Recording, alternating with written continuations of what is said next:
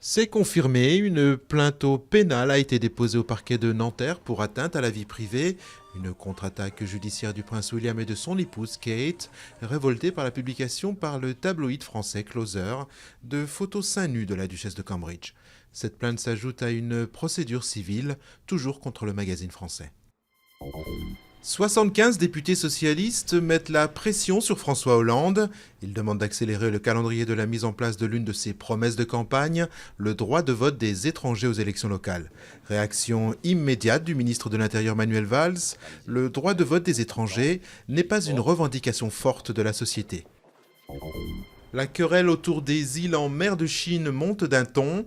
Pékin agite la menace de sanctions économiques contre le Japon, une menace à ne pas négliger quand on sait que la Chine est le premier partenaire commercial de l'archipel nippon. Plusieurs entreprises japonaises ont décidé de suspendre leur activité en Chine après plusieurs manifestations anti-japonaises.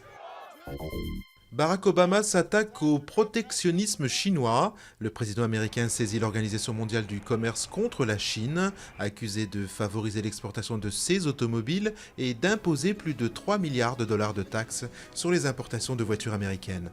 Une annonce destinée principalement à contrer les accusations du républicain Mitt Romney sur la timidité présumée du président américain face à Pékin.